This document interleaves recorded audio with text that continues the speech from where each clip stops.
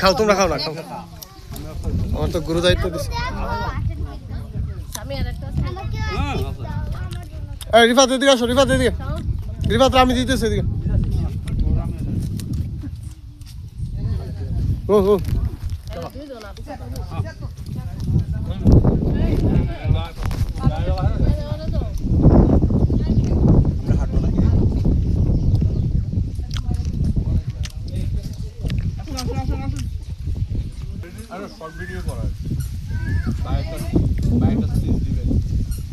আসো আসো আসো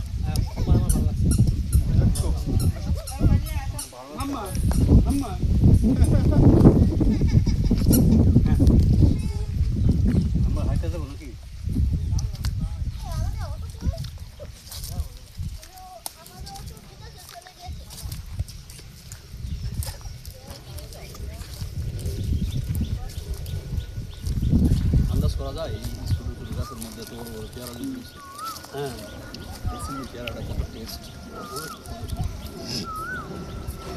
একটা পেয়ারা কিন্তু বেশি না সব দাও অজানাকে জানার অদেখাকে দেখার আকাঙ্ক্ষা চিরকালের সংস্কৃতির রাজধানী ব্রাহ্মণবাড়িয়া জেলার মুক্তিযুদ্ধের তীর্থভূমি খ্যাত কসবা উপজেলার গোপীনাথপুর ইউনিয়নের বাংলাদেশ এবং ভারত সীমান্ত ঘেঁষা একটি গ্রামের নাম দৌলতপুর। আমরা এখন দৌলতপুর গ্রামে অবস্থান করছি এবং আমাদের পিছনে ভারত খুব কাছাকাছি এবং আমাদের ডান পাশে গাঘটিয়া পদ্মবিল।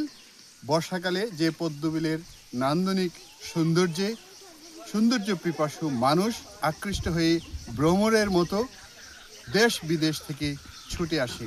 এই সেই গাঘটিয়া পদ্মবিল, এই সেই ব্রাহ্মণবাড়িয়া, এই সেই কসবা। আমরা এখানে ঈদ পরবর্তী সময়ে পরিবার পরিজনের সবাইকে নিয়ে এসেছি, দেখেছি, উপভোগ করেছি। বাগান থেকে পেয়ারা ফল কিনে তাজা পেয়ারা ফল খেয়েছি। এখানে রয়েছে লিচু বাগান, রয়েছে মালটা বাগান, পেয়ারা বাগান এবং কাঁঠাল বাগান, আম বাগান, কি নেই। বাংলাদেশের কসবা উপজেলার এই জায়গাটি প্রকৃতি এবং ফুল ফসলে সমৃদ্ধ একটি জনপদ। সবার কাছে আহ্বান আমন্ত্রণ জানাচ্ছি, বাংলাদেশের পৃথিবীর যেখানেই থাকুন আসুন কসবাকে দেখুন, কসবার সীমান্তবর্তী এলাকায় এসে নান্দনিক সৌন্দর্য উপভোগ করুন। আল্লাহ হাফিজ।